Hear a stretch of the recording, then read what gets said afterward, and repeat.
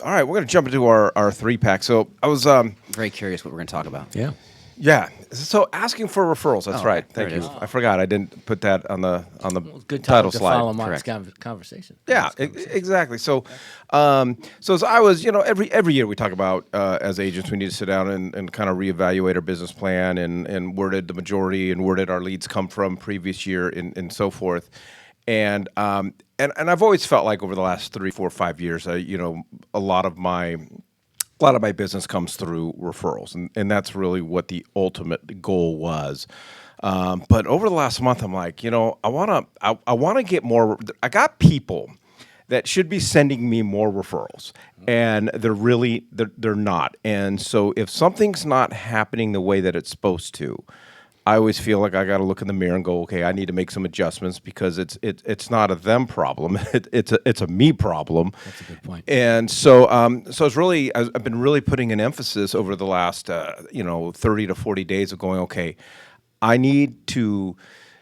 We all want more referrals, so how do we get them? And one way we get referrals is simply by asking for referrals. And so I've been really experiencing some great success, and I'm going to tell some of the stories as we go through the three pack. But the first thing, Todd, it's a mindset thing.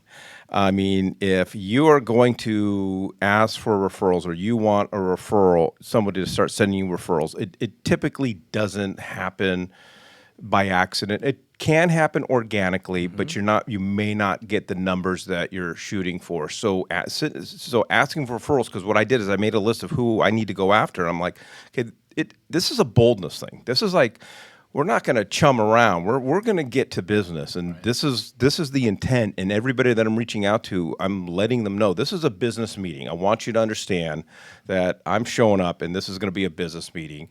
And you really got to get straight to the point. And you also have to believe that you bring something to the table, that you've had a good enough experience with them, that you do deserve to get the referrals from them. And sometimes people would willingly send you referrals, but they don't know you want them, and you've never asked for them. And at the end of the day, my wife and I would say this all the time in business because she's in sales too. The worst thing somebody can say is no. That's it. Did you get whipped when they said no?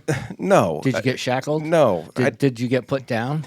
No. Well, I get put down every day. I work with Nick, Well, so So the point is, it didn't harm you at all. No.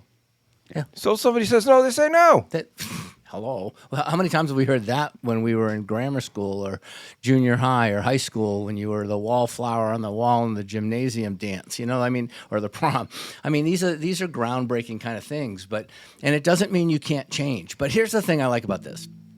You said that you tell them up front that this is going to be a business conversation. Yeah. So the difference is when you're normally just prospecting, you're not really going to be prospecting about business. The reason you're calling is to have a conversation about life, just about what's new. What are the kids up to? What vacation did you go on since we last had a conversation? All these different kinds of things. And you don't even at the end of the call really tell them, don't forget I want referrals, because that would bastardize, that would damage the whole like me, trust me thing that you just built during that phone call.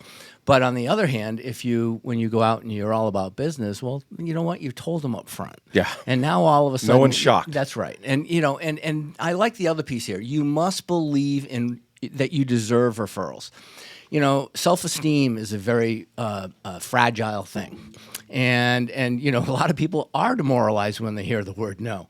But you got to learn to be a deflector. You got to be because if they're really saying no, there might ask 2 or 3 questions deep. Well, was it something I did? Is it could I have done better? I mean, what were the reasons? What could I do, Mike, to get you to change your answer from no to yes? What would it take?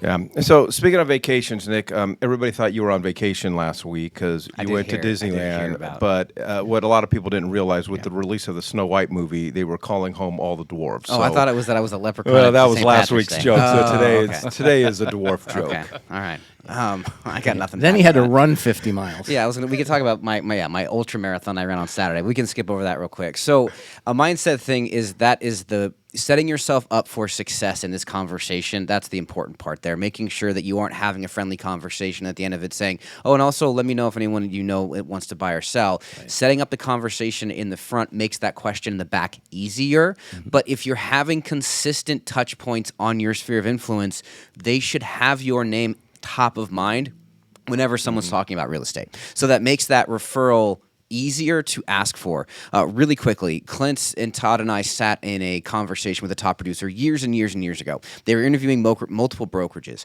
At the end of the conversation, Clint asked a simple question. So what will it take to get you to West USA?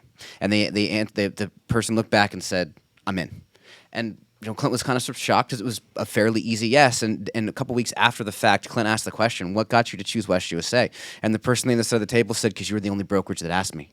Yep. You're the only one that said, how do I get you to be a part of our company? Everybody else just assumed that they knew, they insinuated to join. That little bit of boldness, that little forward approach of, so what can we do to get you to start referring business to me? That just gets that person in that mindset. All right, so then who? So you have to identify who in your sphere could and should be sending you referrals. So for me, I had two big ones that I was going to go after, and one of them has never done any real estate with me. Really met this individual through a business relationship my wife had, but he's become a close friend. And then the other one is just somebody that is very influential, on base. And both of these guys know that I'm in real estate, and obviously they know how I make money in real estate. Neither one of them have ever done any real estate with me because they've never done any real estate since I've known them. But I'm like, they know people, and I think these could be really huge assets for me. So I went through the process of my sphere and saying, okay, who could or should be sending me referrals, and it obviously can include family, friends. I know you guys don't like the term past clients, but I haven't thought of a better term to differentiate between past and current. So I'm sticking with past, and don't smack me around. I'm going to hit you later. And anyone that you come in contact with, and who do you have a good rapport with? And I want to thank my wife this morning for helping me be able to spell that word. It really was very challenging. I had all kinds of creative ways to spell rapport. And then I was going through, okay, who could literally have the ability in a position to truly be able to send me 5 to 8 good referrals this year? I want to go after the big dogs, and who's connected to other groups. And so one of them I sat down with, and I'm like, I know who he is, and I know what he does for a living, and I'm like, I know you know people. And I want to, we on our team, we always use the term, we would like a seat at the table, but, this is what I'm willing to do. This is who I am. And I would like a shot. I'd like to be your guy. And he's like, oh, man, he goes, I got this company moving here, and they need 6 homes for 6 executives. I mean, bam. And then the other one, on Luke, I'm like, we just had a very bold process. And bold ask, and then that conversation went into, well, how do we get you in to start doing education opportunities and so forth? And neither of those conversations would have happened organically. It just was, I just went through the process of identifying who's in a position to really help me put food on the table. Wow, and that is, the larger the person, the more influential the person, the more other agents also are intimidated to go ask that person to participate. That's good. So I think the big thing here is that boldness you're talking about.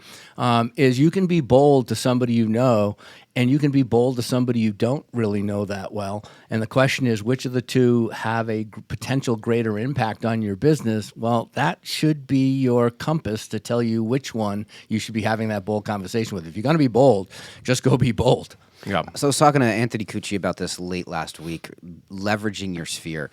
We have people in our lives that we feel like we don't want to bother with the question, do you want to partner with me? Do you want to work with me more? Human nature puts us in a position to want to help our fellow people. Amen. So if you ask someone for help or assistance or, hey, I'd love to be able to help in whatever capacity to help people coming into your world buy and sell homes. They want to be able to help you with that if you have a good relationship. If you have people in your life that could do that, but you're too shy or you don't want to bother them, that is the opposite of the conversation you should be having. And the other point I want to make here is when you started this whole conversation, Mikey, we talked about auditing those that have sent you referrals, where your closings come from year to year. If you're not in your real estate business taking a look back on where these leads are coming from, you are doing a huge disservice to your business. Whether it's personal referrals, online leads, or whatever, where did your last year of transactions come from? And if you don't have that information at your disposal, you're missing the mark. You bring a good point. I remember a couple of years ago, I identified a lead source. I started working on a lead source and didn't realize I was being successful. Then at the end of the year, I started going through my CRM, and I'm like, I closed 11 deals from this lead source. Had no idea. So moving forward, I'm like, well, got to double down. Hindsight's 2020. All right, then sit them down and ask. I mean, this goes back to the boldness. And again, I wanted to repeat, the worst thing that somebody could say is no. So you need to schedule a time to simply ask for the referrals. Again, I'm letting them know up front, hey, this is business. I want you to know up front. We're gonna talk some business. I'm gonna ask you for some stuff.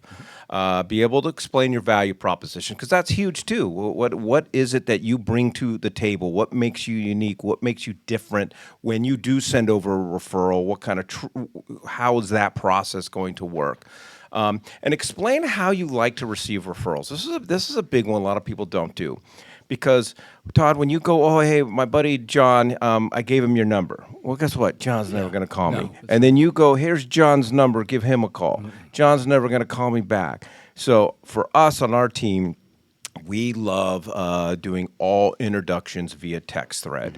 And then the most important one is follow-up. All of these things will be in my CRM. I can't just sit and go, man, I just had a great conversation, and this person's committed to introducing me to so-and-so, and then just go about my business and never follow up, because once they leave the table, out of sight, out of mind, I got to stay on top of it. You know, there are statistics for every lead generation, and you guys all know me. I'm a statistics guy.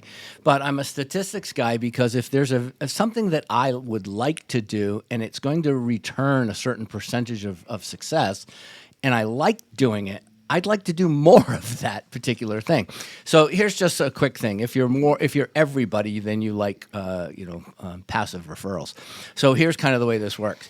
For everybody that you know that should be in your CRM and followed up regularly. But if for everybody that you know, 900, 1,000, 800, whatever your number is, your database, that system should be returning to you one lead for every 8 people in your database that you're touching, meaning that you're sending referrals to.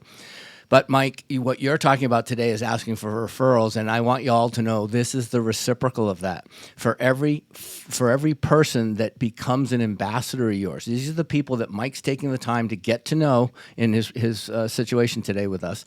And he's having this conversation because he's telling people he's going to have this conversation up front with them. Yep. So here's how this churns. Instead of for every 8 people you get 1 lead, for every 1 person you get 5. But here's the difference. These aren't people that are fogging a mirror.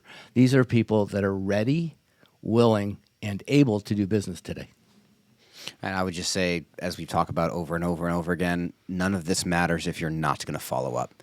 As soon as you walk away from the conversation, as soon as you hang up the phone, if you are not consistently touching base with them. I'm normally the mean one. Well, it's there. I mean, at the bottom of the screen. People are not, you need to reach back out. They're not going to have the conversation and then the next day send you 8 referrals. Right. You have to be consistently following up with them. Yep. All right, guys. Appreciate it. That is our 3-pack. And now